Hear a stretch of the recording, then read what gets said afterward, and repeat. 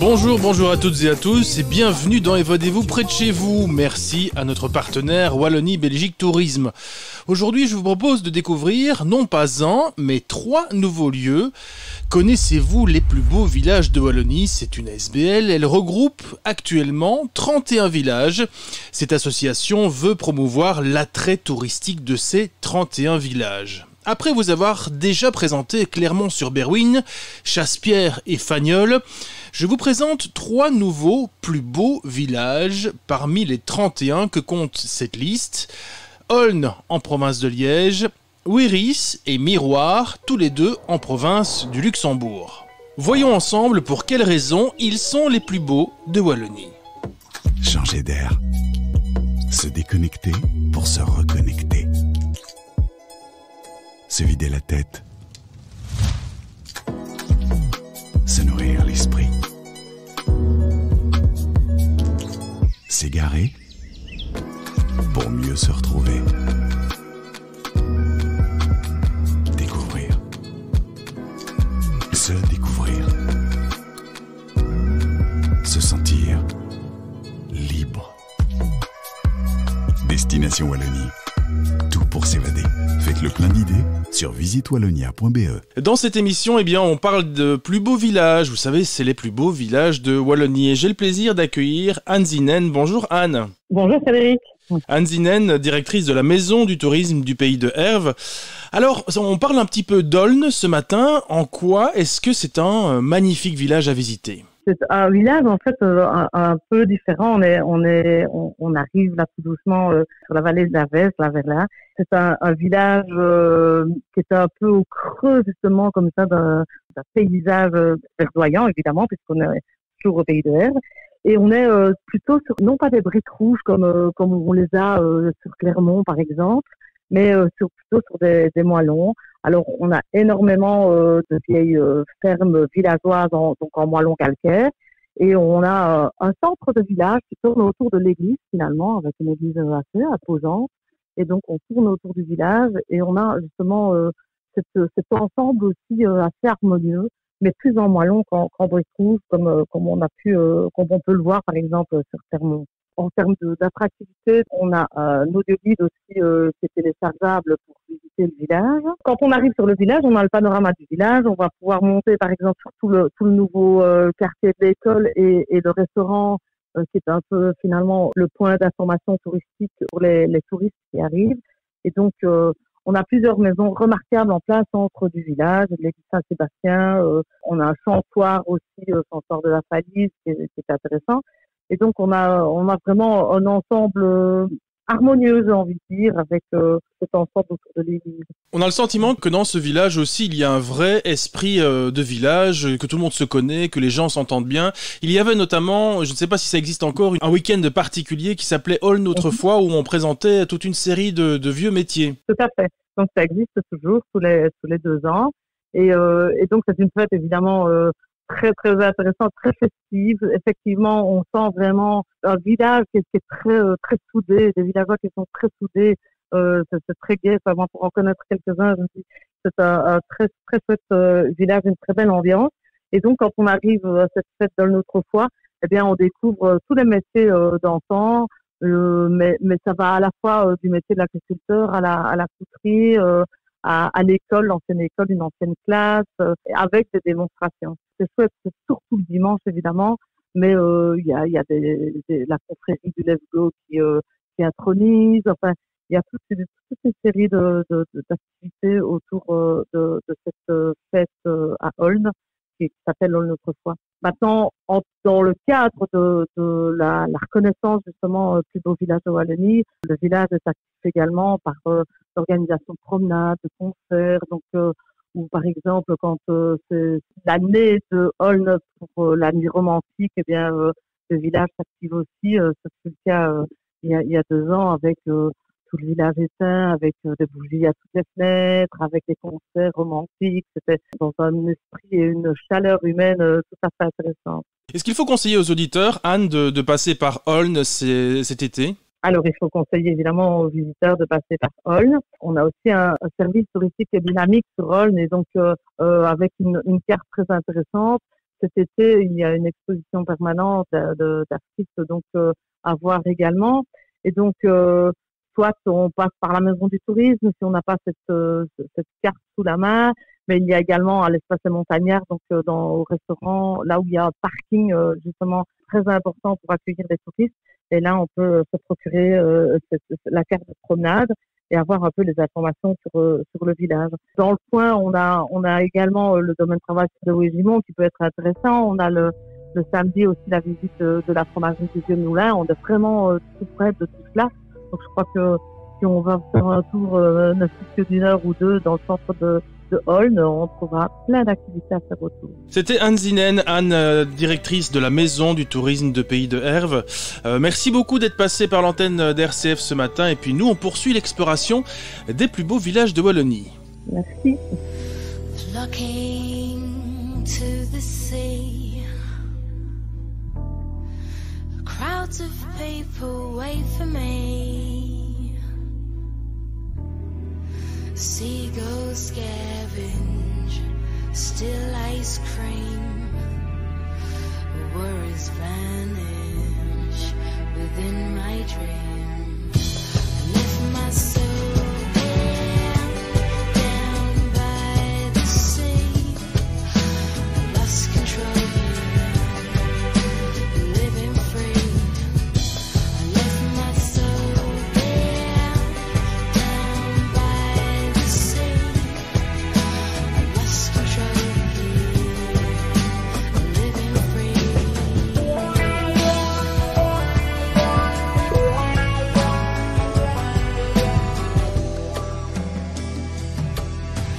Fishing boats sail past the shore. No singing, Mayday anymore. The sun is shining, the water's clear. Just you and I walk along the pier. Left my soul down by the sea. Lost control, living free. Left my soul down by the sea. Lost control, living free.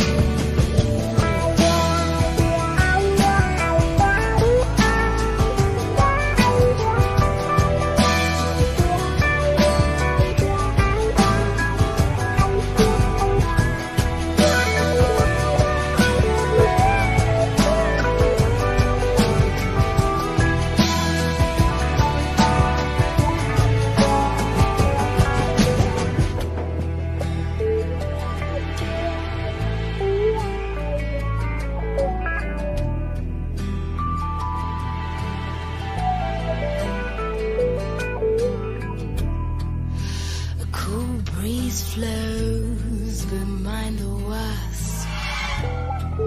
Some get stung, it's worth the cost. I'd love to stay. The city calls me home.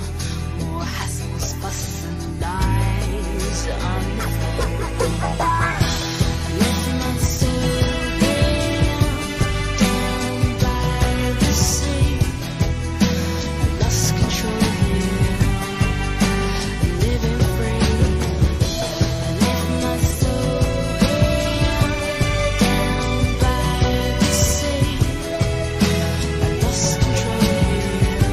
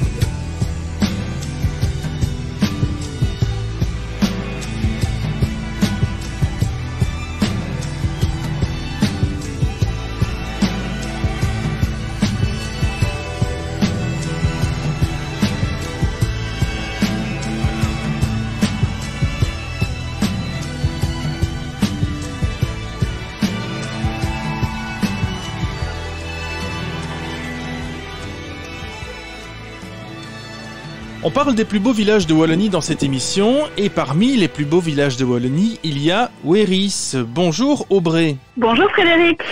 Aubrey Godefroy, vous êtes directrice conservatrice de la maison des mégalithes.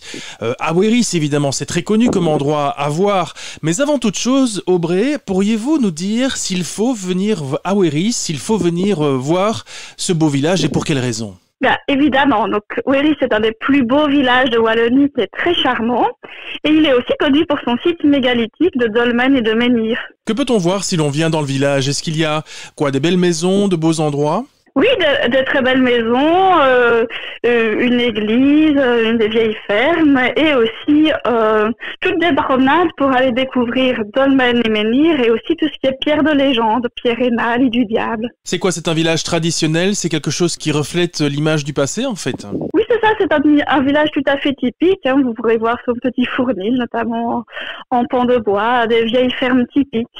C'est tout à fait charmant. Et alors, c'est le point de départ de plein de balades dans la région. C'est une région très bucolique et aussi très verte. Alors, vous êtes la directrice conservatrice de la Maison des Mégalithes. Pour ceux qui ne connaissent pas, Aubrey, qu'est-ce que c'est ? Alors, la Maison des Mégalithes, c'est un petit musée qui va parler des mégalithes. Donc, ces grosses pierres que l'on peut voir à Wéris, qui sont les dolmens et les menhirs.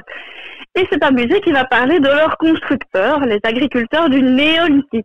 Donc, néolithique, c'est une période de la toute fin de la préhistoire, quand l'homme devient sédentaire et agriculteur-éleveur. Le musée est aussi le point de départ de nombreuses promenades, donc vous pouvez venir chercher chez nous des petits plans de balade, et c'est aussi un espace d'accueil convivial. Qu'est-ce qu'on peut voir si l'on vient notamment à la Maison des Mégalithes ? Vous pourrez voir de nombreuses maquettes et des reproductions d'objets ou de vieux métiers du néolithique, de cette période donc des constructeurs des dolmens et des menhirs. Il y a également une ligne du temps pour bien situer un peu tout ça. Ça veut dire qu'il y a longtemps, très longtemps d'ici, il y a des hommes qui construisaient des choses à Wéris. Tout à fait, on remonte il y a 5000 ans, donc on est bien avant les Gaulois, hein. On dit souvent que les menhirs sont les associés à Obélix, mais en fait c'est une erreur de 2000 ans. Donc nous sommes en toute fin de la préhistoire, au néolithique. Ça veut dire quoi, que Wéris à l'époque était un village important en fait ? En village on ne sait pas, parce qu'on n'a pas retrouvé l'habitat de cette période, mais en tout cas, il y avait des dolmens qui étaient des tombes collectives du néolithique, ainsi que des menhirs. Ce sont des dolmens, c'est vraiment les tombes, les tables de pierre, et les menhirs, ce sont les pierres dressées. À Wéris, on a la chance d'en avoir 2, et c'est les seuls qui sont encore visibles en Wallonie, donc c'est raison de plus pour venir à Wéris. Et les menhirs, on en a environ une vingtaine, donc c'est des parcours qui font 5 kilomètres pour aller voir ces pierres magnifiques. Et j'imagine que pour les ériger, ces pierres, pour les mettre en place, ça a dû être compliqué, notamment à l'époque avec le système qu'ils avaient. Oui, tout à fait, d'autant qu'ils n'avaient pas encore de roues à l'époque et pas de métal. Donc ils les ont transportés, ça vous pourrez voir la maquette au musée, sur des rondins de bois en les tirant. Ce qui veut dire qu'il y avait une population quand même assez importante qui pouvait construire ce genre de sépulture et ce genre de monument. Ça veut dire que les hommes étaient déjà ingénieux à l'époque ? Ah bien sûr, oui. Parce qu'ils tiraient ces pierres sur plusieurs centaines de mètres. Et une des pierres qui constitue la couverture du dolmen pèse plus de 30 tonnes. Aubrey, qu'est-ce que vous pouvez conseiller à nos auditeurs s'ils viennent ? Est-ce qu'il faut par exemple qu'ils prennent de bonnes chaussures de randonnée pour venir ? Ou bien est-ce qu'ils peuvent venir sans problème à Wéris ? Alors, il y a 2 parcours. Un parcours qui est un petit peu plus facile et un parcours qui est dans les bois. Donc là, il vaut effectivement mieux prendre des chaussures de randonnée parce que ça va monter un moment très très fort pour arriver à un point de vue qui est assez magnifique, qui est le point de vue de la Pierre-Hénin, et vous aurez une vue imprenable sur toute la région. Donc ça, il vaut mieux prendre des chaussures de marche. Et pour aller voir dolmens et menhirs, là, c'est une balade qui peut être accessible avec des buggy ou des trolleys. Mais il vaut mieux prévoir quand même de quoi se couvrir parce qu'il n'y a pas d'ombre sur le trajet. Wéris, pour ceux qui ne connaissent pas, c'est situé plus ou moins où, près de quelle grande ville ? Alors nous sommes en province du Luxembourg, près de Durbuy. Donc si on vient à Durbuy, on peut faire une petite escapade à Wéris également pour venir vous rencontrer. Est-ce qu'il y a un endroit en particulier où on doit s'arrêter ou se rendre ? À la Maison des Mégalithes, évidemment, elle est en plein centre du village et que c'est vraiment le point de départ pour visiter la région. C'est quelque chose que vous conseillez à nos auditeurs, c'est de passer par Wéris cet été, c'est un incontournable ? C'est un incontournable, il y a un peu moins de monde que dans les grandes villes et c'est vraiment en pleine nature pour prendre un bon bol d'air frais. Après cette période un peu troublée, l'idéal. Merci Aubrey Godefroy, directrice conservatrice de la Maison des Mégalithes. Merci d'avoir participé à cette interview, de nous avoir fait découvrir Wéris. Et nous, on va faire une petite pause et dans un instant, on parlera encore d'un autre plus beau village de Wallonie. À tout de suite.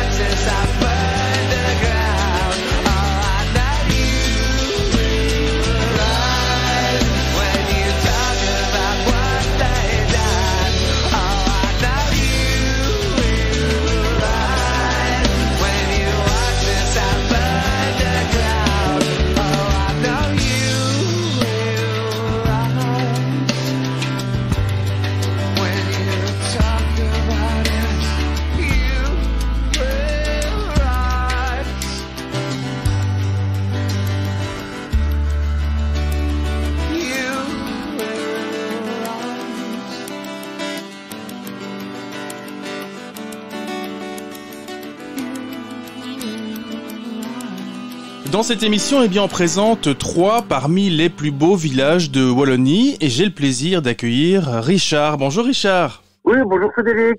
Richard Mignolet, Ardennes Plaisir. Alors Richard, connu comme Barabbas à Saint-Hubert, et juste à côté de Saint-Hubert, il y a un magnifique village qui s'appelle Miroir. Alors Richard, pourriez-vous nous parler de Miroir? En quoi ce village est-il incontournable? Ce qui m'a le plus marqué à Miroir, déjà étant petit et encore aujourd'hui, c'est la convivialité qui y règne. Mais c'est c'est un tout petit village qui, comme on dit, touristiquement parlant, est authentique, c'est-à-dire que c'est un village qui est construit tout de pierre. Les maisons ont quand même tout un look, je ne dirais pas bourgeois, mais ça ne sent pas la pauvreté. C'est un beau village. Donc maintenant, il n'y a pas... Je crois qu'aux dernières élections, il y avait 60 âmes qui pouvaient aller voter, hein, donc c'est pas énorme, hein. C'est très petit. C'est un tout petit village, mais on dit souvent que, bien, architecturellement parlant, c'est ça en fait qui fait la différence. Oui, il a été construit déjà il y a très longtemps. J'étais pas né, hein. On voit qu'il y a le château qui trône là, tout au-dessus. En fait, si on regarde le relief, on a la Lomme, hein, donc c'est cette rivière qui prend sa source là du côté de Libramont et qui va aller se jeter dans la Lesse à Éprave. On voit la Lomme quand elle arrive à Miroir, elle fait vraiment un virage en épingle. Et dans cette épingle, au-dessus, on a un promontoire sur lequel on a construit à différentes époques des forteresses. Donc, on a la route qui monte vers le château et finalement, Miroir, c'est pratiquement une route unique. Et de l'autre côté, sur l'autre versant, je vais dire, on remonte vers le bois. Mais bon, il y a 2 rues, quoi, qui partent du centre, qui partent de l'église. Donc, il n'y a pas des grands boulevards et tout ça. C'est très, très, très simple. Et alors, il y a la route qui redescend vers le moulin, en contrebas du château. Très vieille route, ça. Il y a peut-être l'ancien diverticule romain qui reliait Amberlou, donc la chaussée romaine à Amberlou, avec Trèves, vers Givet. Alors, vous le disiez tout à l'heure, Miroir a un château, et c'est un magnifique château, en fait. Il y a eu beaucoup de forteresses qui se sont succédées. Bon, il y a eu toujours des bagarres entre les différents nobles de l'époque et le château a été attaqué, détruit, reconstruit. Et au début du 18e, on a un homme, un liégeois, Smakers, avec un nom flamand, ça arrive de temps en temps. Et alors, Smakers est un gros marchand de charbon qui décide de venir se construire une résidence secondaire ici dans le coin. Et il fait construire en 1706 le château actuel. Et c'est le premier, je vais dire, châtelain qui va venir loger dans son propre château parce que les nobles précédents préféraient ne pas y loger parce qu'ils avaient des soucis de chauffage central, d'isolation, d'étanchéité des murs, ils étaient fort humides. Donc on préférait mettre un administratif là-bas, hein, qui se fasse un peu ronger les os par le rhumatisme plutôt que, voilà. Donc lui, Smakers, qui va être anobli, hein, de Smakers, lui va avoir ce magnifique château qui existe toujours et qui est en pleine rénovation pour l'instant. Ce n'est pas un château qui est visitable pour les touristes? Pour l'instant, non, parce qu'il y a des camions qui viennent déverser du béton et tout le bazar, parce qu'on est en train de refaire des nouvelles assises, donc c'est un véritable chantier. Visitable, il le sera pour certains privilégiés.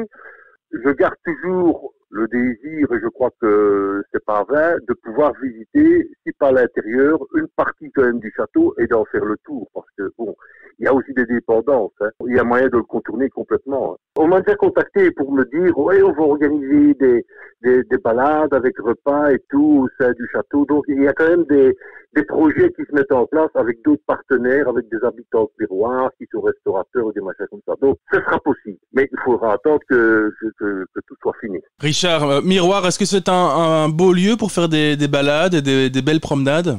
Ben oui, on est en plein cœur de la forêt. L'avantage, c'est qu'on a des beaux paysages. Désavantage, c'est que quand on est descendu dans la vallée de la Lomme, bien souvent, il faudra remonter. Il y a à peu près 120 mètres de dénivelé. Ça va, hein? Ça peut escarper, hein? Mais bon, ça mis à part, il y a moyen de prendre des chemins un peu obliques et voilà. Puis c'est beaucoup de feuillus, hein. Il y a un peu du résineux, mais c'est beaucoup de feuillus, hein. C'est vraiment c'est la belle forêt, waouh, c'est vallonné. Il y a le village en lui-même et puis il y a tous les alentours. C'est génial. C'est génial. Moi, depuis que je suis gamin, Et puis même aujourd'hui, avec les touristes que j'emmène à gauche et à droite, ils sont tout le temps émerveillés. Et c'est impossible de traverser le village sans qu'on ne soit arrêté par Pierre-Paul Jacques. Comment vas-tu? Quelle nouvelle? Voilà, ça c'est extraordinaire. Alors qu'il y a pas 100 habitants dans le bled. Pour terminer, Richard, Miroir, c'est juste à côté de Saint-Hubert, c'est ça? Il faut passer d'abord par Arville avant d'arriver à Miroir. On est à l'extérieur, je vais dire, de la commune, du territoire de l'entité de Saint-Hubert. On arrive déjà pas loin de Bure-Stellin. Mais c'est très étendu, la commune de Saint-Hubert. Elle est immense, avec très peu d'habitants, mais puisque c'est majoritairement de la forêt et des cultures, mais sinon, non, c'est très étendu. Donc, si on part à pied de Saint-Hubert, il y a moyen de se taper un bon 8 à 10 km par les bois avant d'arriver à Miroir. Donc, c'est une belle promenade, vallonnée et tout. Merci Richard Mignolet, Ardennes Plaisir. Merci de nous avoir présenté le village de Miroir. Et quant à nous, on clôture cette émission consacrée au plus beau village de Wallonie. On se retrouve très prochainement pour une nouvelle destination touristique. Merci Richard et à bientôt. Très bonne journée et au plaisir de vous accueillir à Miroir.